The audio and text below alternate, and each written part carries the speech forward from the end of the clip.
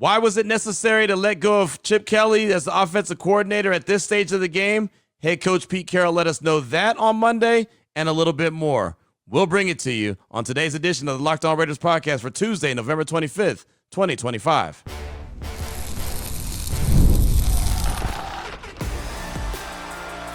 You are Locked On Raiders, your daily Las Vegas Raiders podcast, part of the Locked On Podcast Network, your team every day.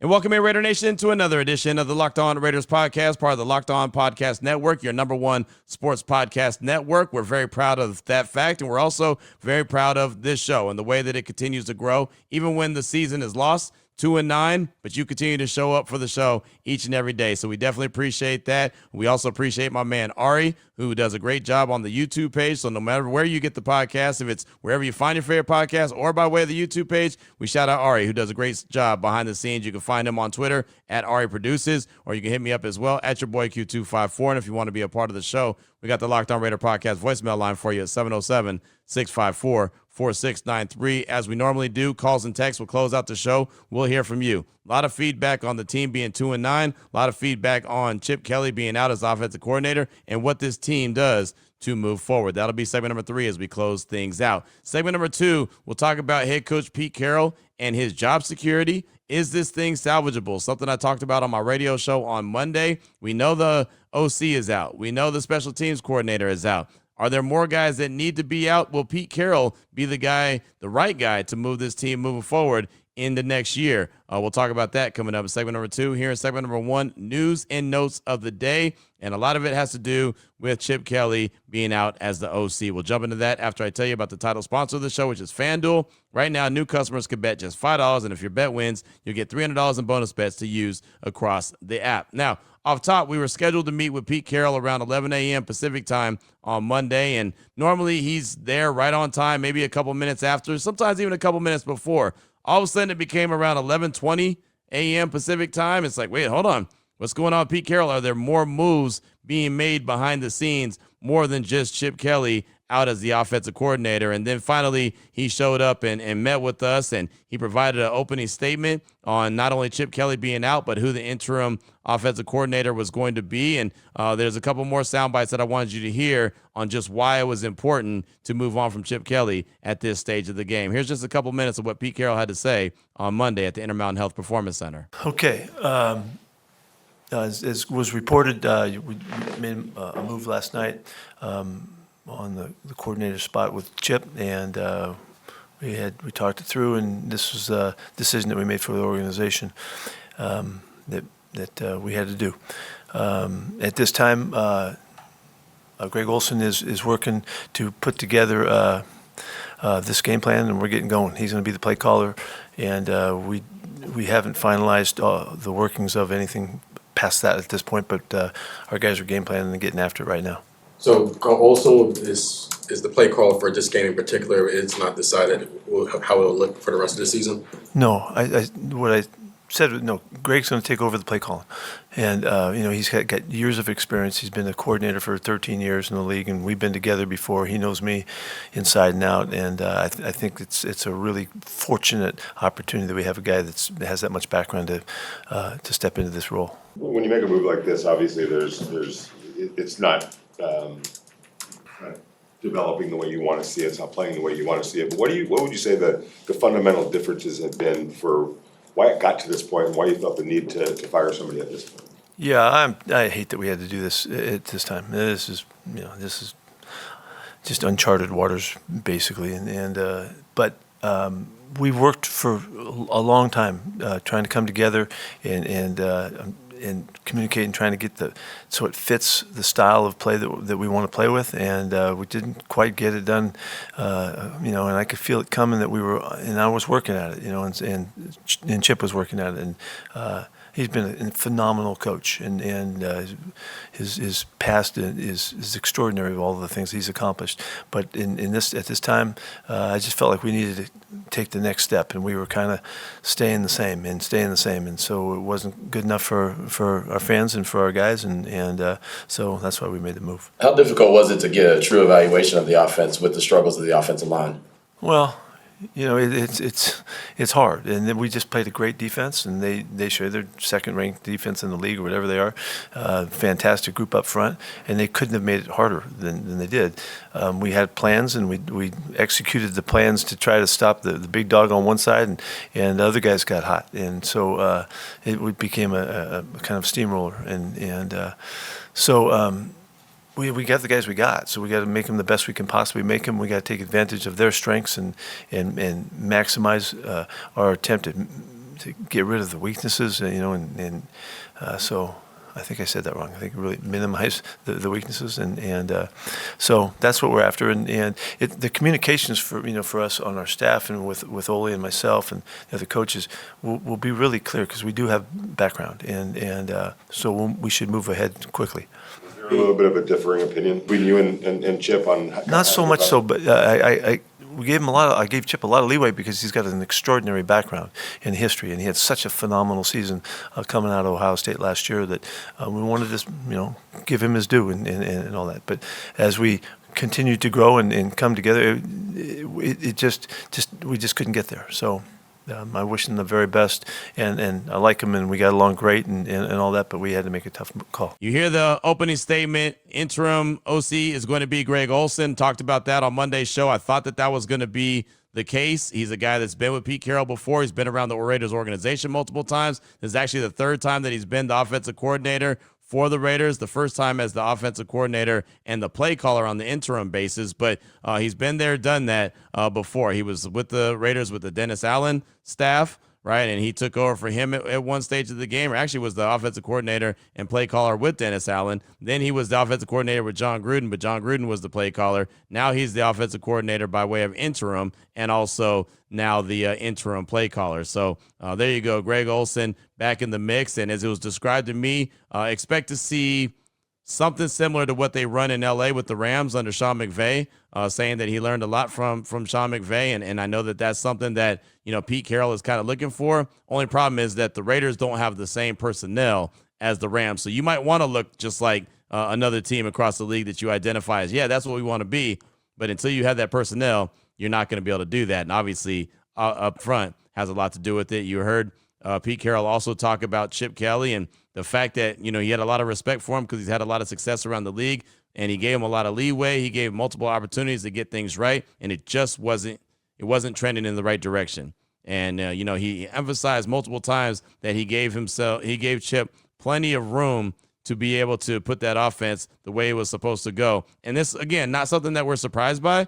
We talked about it on this show so many times that there was a huge disconnect. And all the times that we heard Pete Carroll fire some kind of shot towards Chip Kelly in the press conferences when he said stuff like, hey, he's not calling the plays, talking about Gino Smith when he answered that question to me, or when he said other things about Chip Kelly, got to run the ball more, got to run the ball. It was like every single time Pete Carroll was at the podium, he talked about running the ball more, and every single game they weren't running the ball more. So clearly there was a huge disconnect between Pete Carroll and Chip Kelly, and again, there's been a lot of conversation on who hired Chip Kelly. Was it Pete Carroll? And many folks believe that it was not, including Lincoln Kennedy, who I did the Raider Squad show with on Monday, when he said that he thought that Chip Kelly was untouchable because he wasn't a guy hired by Pete Carroll. So do that with what you may in that scenario. Chip Kelly wasn't the only guy that was let go, though, and this is from Tom Pelissero from the NFL Network. The Raiders also fired senior offensive assistant Bob Bicknell. He's a guy that had been along with Chip Kelly every stage of the game. Every time Kelly coached in the NFL, he brought Bicknell with him. He was Kelly's wide receiver coach for 3 seasons with the Eagles and 1 season with the 49ers, and he served as a senior offensive assistant with the Silver and Black. So, they're both gone right now, and I don't think that's a big surprise. Again, that was the one guy that Chip Kelly really brought with him, so it doesn't make a whole lot of sense to keep him around if Chip Kelly is going to be out. Now, another thing I want to touch on real quick before we get into segment number 2 of today's Locked On Raiders podcast, and actually hear from Adam Schefter when he talks about the job security for one head coach Pete Carroll. There's been a lot of conversation about Gino Smith and flipping off the fans, and I know there's that video that's been floating around social media. We also touched on that on Monday on the Raider Squad show because all I saw was a video from a certain angle. I did not know who he was flipping off. I did not know who it was. Apparently, it's been brought to my attention that it was a guy, Hugs, that is a moderator for a bunch of different YouTube pages, I believe Graphic Raider as well. And I think he said, because he actually reached out to me as well and said that, he's the moderator for JT's YouTube page as well, which is really cool. I have no problem. Again, I didn't know who he was flipping off. I didn't know if it was Browns fans. I didn't know if it was Raider fans in general, if it was one person. It shouldn't have been done, right? And obviously he did that in Seattle in the preseason game when he flipped off that other fan and Pete Carroll had his back. Obviously, it's something that shouldn't have happened. The Raiders did put out a statement by way of the RJ through Adam Hill on Sunday night. Said the Raiders are aware of an obscene gesture made by Gino Smith towards the fans following Sunday's game at Allegiant Stadium. We are disappointed in his actions, have discussed the incident with Gino. We hold the Raider Nation in the highest regards and take this matter seriously. I didn't like it. I didn't like it. Again, I didn't talk about it on Monday's show because I didn't know all the information, and I don't want to just all of a sudden lose my mind and start talking about something without having the proper, the proper knowledge of the situation. And so, after talking to a few people and, there's been multiple reports on who he was flipping off. Obviously that shouldn't happen, especially when you're out there playing as poorly as you are and the team is 2-9, but yet Raider Nation is still showing up and showing out. Now, look, I'll say this as well. I'm not a guy that believes that just because you buy a ticket, you can say whatever you want to these players. I don't think that that's cool either. And apparently that wasn't what was the case. Again, I wasn't there. All I know is kind of the information that's gone back and forth. And so I think it was a situation that should have been avoided, especially by Gino Smith. But there's times and that I look at some of the fans that say certain things to players or just think that they have the right to say whatever. And it's not cool either. Not saying that this is that situation at all. Again, because I did hear from Hugs, and apparently it was more Gino Smith went after him and was, real disrespectful to him as opposed to him talking to Gino. But those are scenarios that should not happen. And, the Raiders need to take that very seriously, and we'll see what happens. But they did say that they've talked with Gino, and he'll meet with the media later this week. So obviously we'll get his thoughts on what happened in that scenario. But coming up in segment number 2, is this salvageable? Right? We know that Tom McMahon is out. We know that Chip Kelly is out. Could someone else be out? Could the head coach, is he safe not only the rest of this year, but going into next year? We'll talk about that coming up in segment number 2 of today's Locked On Raiders podcast.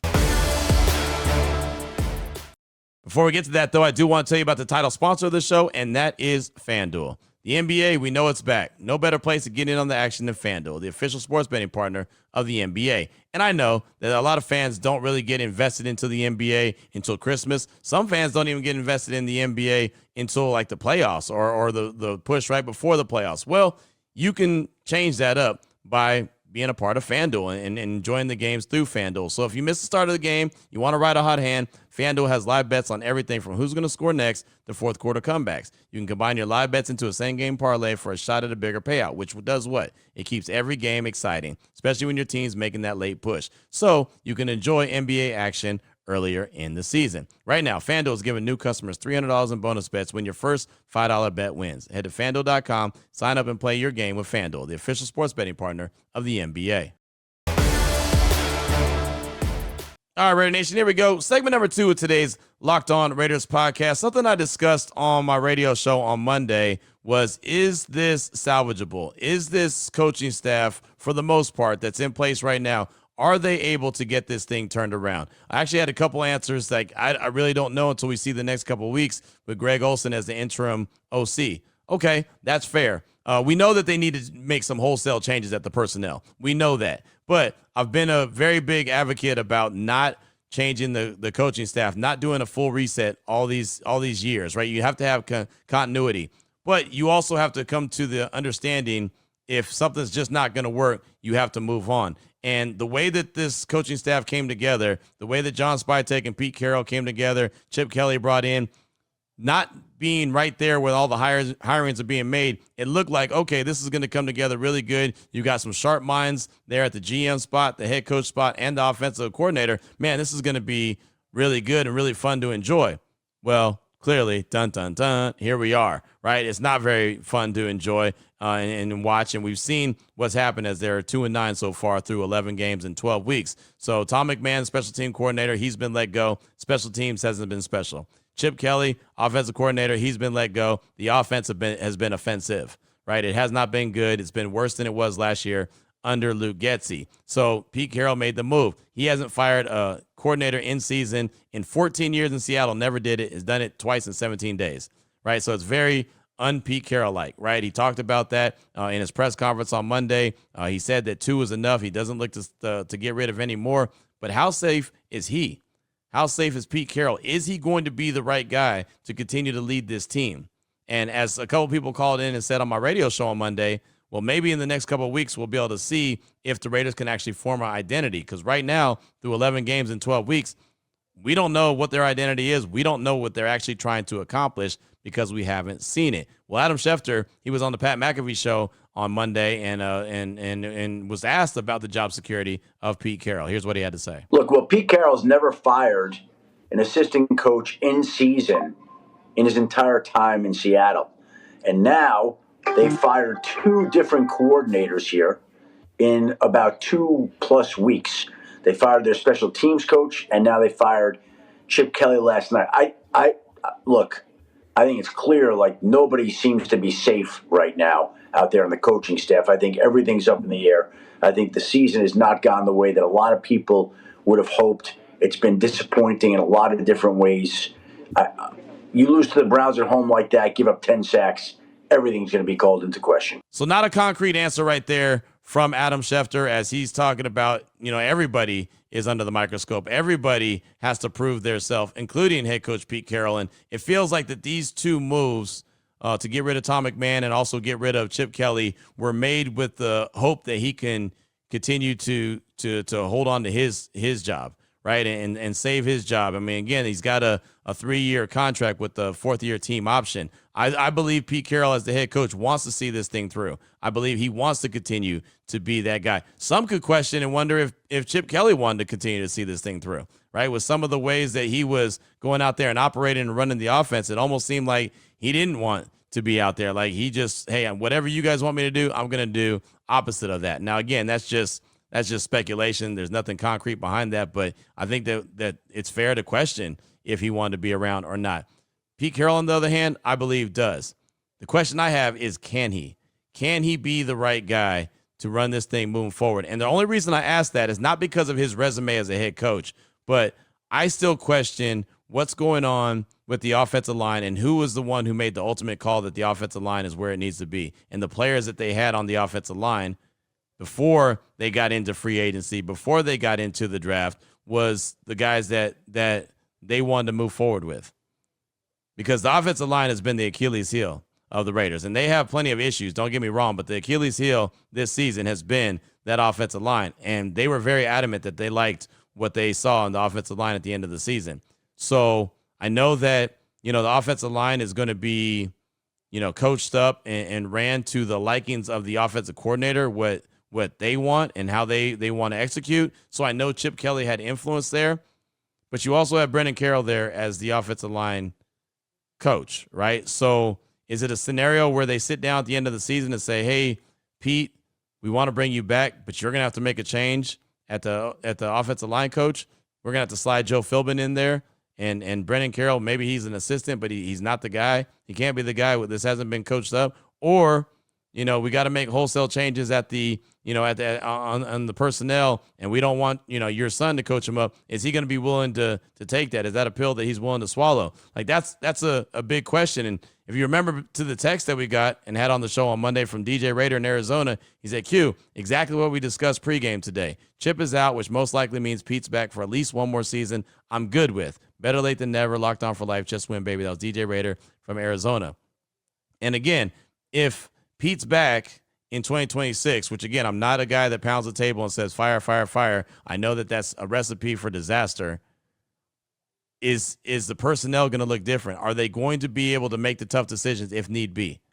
Is Brendan Carroll really going to be able to coach up this offensive line to be at the highest level? They need to, and I think the best idea when you're looking at the offensive line and all the money that they have in free agency, go address that bad boy before you even get to the draft. Right, you got a couple of young offensive linemen that you haven't played yet, Caleb Rogers and Charles Grant. I think they have one snap between the two of them, right? They haven't got on the field except for one snap so far this season. That's obviously not going to cut it. At some point, they've got to get in there, at least Rogers, Grant, maybe you can hold him off and wait till the offseason and get him some burn out then, and then, see what goes on. But I would make wholesale changes. I'd go out and get the top free agent center straight up. I would eliminate all this Meredith and Putnam and whatever issue that they have. I'd go get the top flight center that you believe in.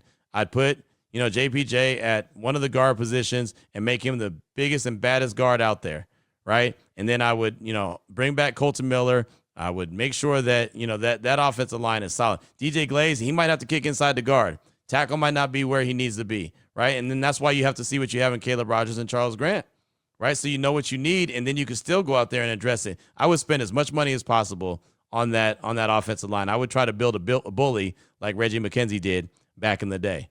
And then if you go and pick up a couple more in the draft, that's fine too, right? I don't think you can have enough offensive linemen. Lincoln Kennedy says it all the time. You can never have enough offensive linemen. I'm okay with that, right? I mean, because when the depth get tested, as the depth get tested this year, you see what ultimately happens. But I guess, the answer to the question, and I said it on my radio show, I don't know the answer. I'd be lying to you if I just acted like I knew the answer off top. I don't know if this is salvageable. There's a part of me that says, no way. Everything's got to be reset in the offseason. Everyone's got to go. You got to go find a young head coach and build with him, right? And I know some people have floated the idea of Notre Dame's Marcus Freeman. I'm a big Marcus Freeman fan. I would love to see him be the head coach of the Raiders. I don't think that he's ready to leave Notre Dame anytime soon. Maybe that's a direction that they go later on. I don't know. So there's a part of me that says, yeah, this thing's got to be blown up at the end of the season. And then there's a part of me that says, okay, if they can show a little something in the next few weeks and actually show some sign of life and show some sign of identity, then maybe Pete Carroll can figure this out. He's got the resume. That I can't deny. You can't deny that either. Regardless how you feel about it, you can't deny that he's got the resume. Obviously, the Raiders need a franchise quarterback, but they need a lot more personnel as well. That's going to be on John Spytek and Pete Carroll. The other thing about this being salvageable is, are Pete Carroll and John Spytek on the same page? Right? We knew Chip Kelly and Pete Carroll weren't. I have a feeling that Pete Carroll and John Spytek aren't quite on the same page either. And that's why you haven't seen the young guys get as much burn as they should have got, right? And that's why you see Caleb Rogers warming up to get on the field and then he gets pulled back. No, not yet, young fella, right? I feel like John Spytek really wants to see his young guys to see what they have, and Pete Carroll's not ready to go there yet. If these guys can get on the same page and they can show a little bit of life down the stretch, then, okay, I'd be fine with Pete Carroll coming back.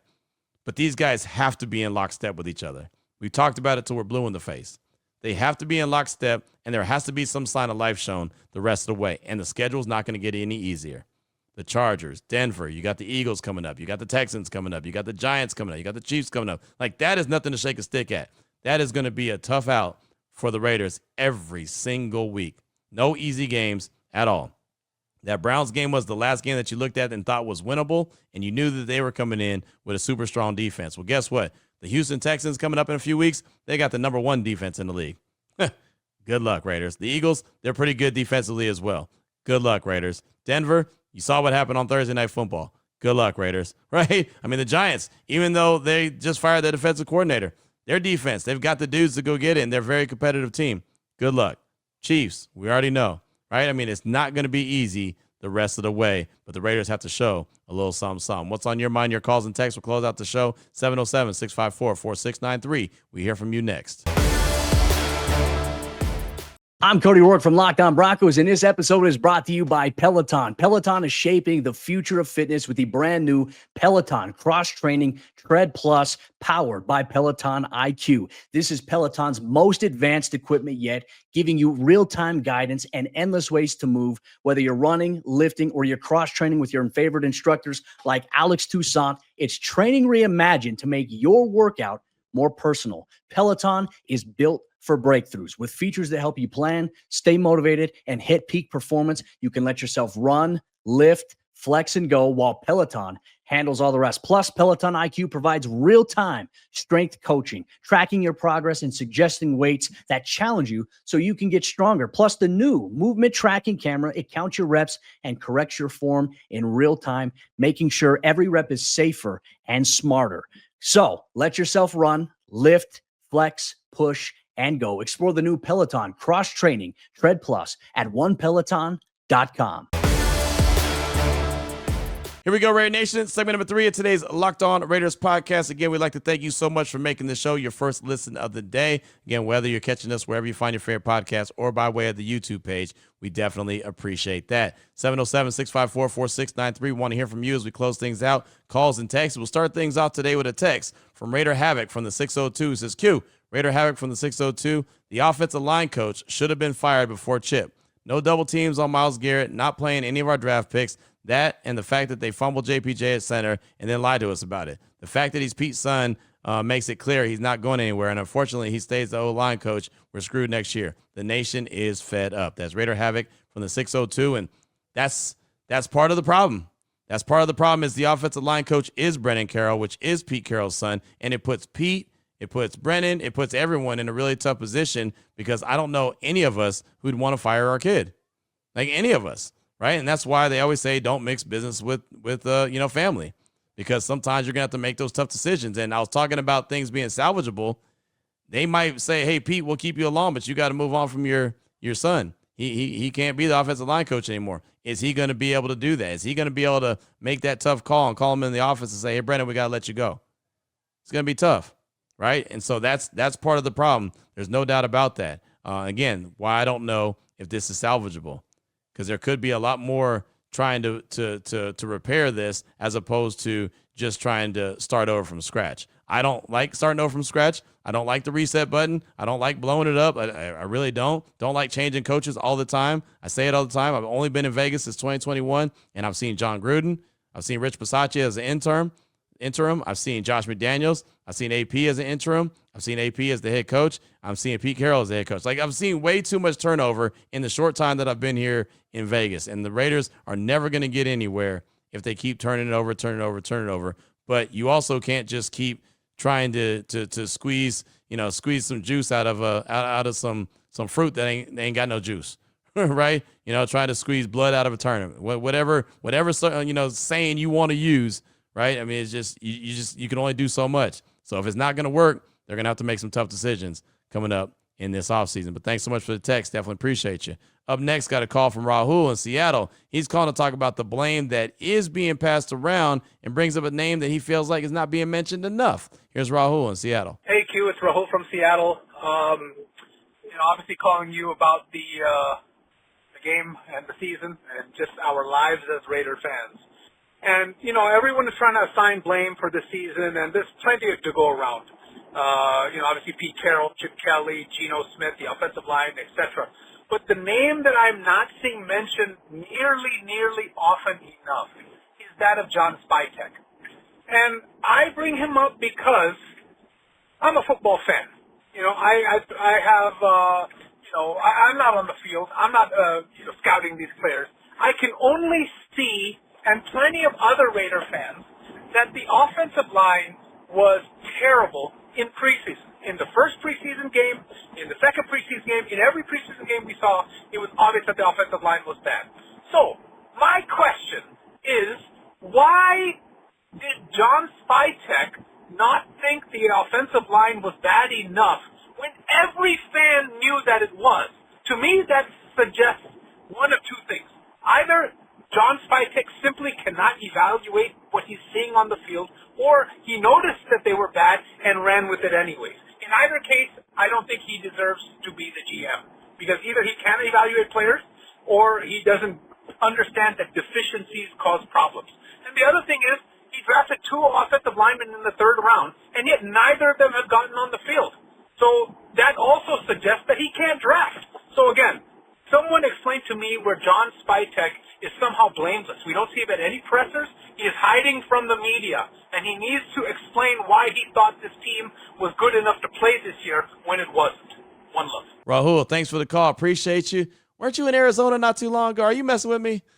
Didn't you go from like Seattle to Arizona, now in Seattle? Did I get that wrong? I might have got that wrong. I'd be messing up everything. But it's okay. I do appreciate the call. And John Spytek's not hiding from the media. The GM and the front office guys, they only have a couple times a year that they're actually required to talk to us. That's the reality. I've heard a lot of people say, how come John Spytek's not talking? He's not required to. He's required to talk around the draft time. He does. He talks sometime during the training camp or the preseason, it's like 2 or 3 times. Maybe when they wrap up the season, it's not very often that the GM actually talks with us. Sometimes the GM will meet with the media, and it'll be just kind of like a handful of guys off to the side, off the record.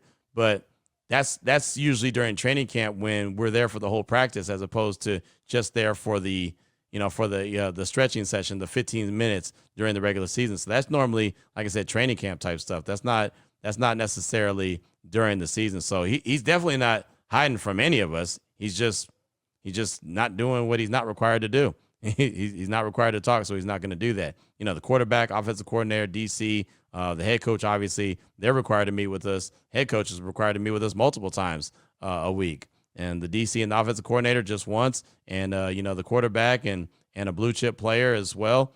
Just like they have, they have Gino Smith and they have Ashton Genty that is available each and every week. And then we have to go into the locker room. That has to be open on ourselves. So, yeah, that's all that is. As far as, the disconnect between Spytek and Carroll, that's part of the issue that I've been talking about when it comes to, the drafting and playing the young players. Is there a disconnect? It feels like there is, just like it felt like there was a disconnect between Chip Kelly and Pete Carroll. And that's why, again, talking about it being salvageable, it's only salvageable if those guys are on the same page. There's no doubt. John Spytek's got the longer contract. Pete Carroll does not. So, that most likely to me, that means that Spytek is good. Pete Carroll, he may have a little convincing that he needs to do. But thanks so much for the call. Appreciate you. Up next, got a text from Fred in Bakersfield. Said, "What's up, Q? Can y'all in the media ask Pete these questions? Why is his son the offensive line coach when he took the same guys from last year and made them worse? Also, why is Gino not suspended or benched for not only flipping the bird he threw it? Doesn't matter if it's a Raider fan or a Browns fan. He did that too. But at his incident before the season, the sarcasm at the presser the other day, and he's no longer showing leadership and being professional. Also, the real reason he should be benched is he's not performing at all. You and Lincoln always say it's a performance-based business. Well, why can't we see if anyone could perform better and carry themselves accordingly as an NFL quarterback? Thank you and your team for the job you do for us fans." As Fred in Bakersfield with questions that Raider Nation needs answers to. So, Fred, thanks so much for that text. I appreciate you. And, yeah, the Raiders put out a statement about Geno Smith. I don't know. I said on the squad show that, if in fact he was flipping off Raider Nation in Allegiant Stadium, that he probably should not play on this upcoming Sunday. Just because it's so disrespectful. Again, I got a little bit of the backstory, from the young man that was getting flipped off by Gino and kind of the back and forth. And I don't think any of it was right. I really don't. But we'll see what they do moving forward. And like I said, he'll meet with us on Thursday at the practice facility. So I'm sure he'll be asked about it, and I'm sure he'll have some kind of response, maybe. But that's that's what we'll hear. I'm sure that none of the coaches, nobody's gonna give us any response about it except for you got the statement that we gave to the RJ. So there's that, because we have actually asked, hey, can we get a copy of the statement? They said we gave it to the RJ. So take that for what it's worth. As far as his play and he should be benched then, yeah, I can agree with that. But then again, his offensive line is so bad. Does he really have a chance to go out there and even try to play? But the fact that he's rattled, you could tell he's clearly rattled. He doesn't trust what he's seeing. He doesn't believe the offensive line is going to block for him. Those are reasons alone why they should sit him down. But do you have a better option than Kenny Pickett and Aiden O'Connell? You have a chance to check it out. I'm sure at some point in the season, if he continues to not perform at that level, I'm sure that they will, they will sit him down and let one of those two guys, if not both, actually have an opportunity to perform as well. So thanks so much for that. Definitely appreciate you. That's all we got time for. Got a call from Jordan from Colorado. Northern Colorado. We'll get that on tomorrow. Got a text from Tony and Clayton. That's in North Carolina, actually. We'll get that tomorrow. We'll get more texts and calls. We'll have plenty more conversations as we continue to roll through another week, get closer and closer to crossover Thursday and another game coming up, this time with the LA Chargers. So until tomorrow, Raider Nation, take care of yourself, take care of your family, love on your family. Most importantly, as always, just win, baby.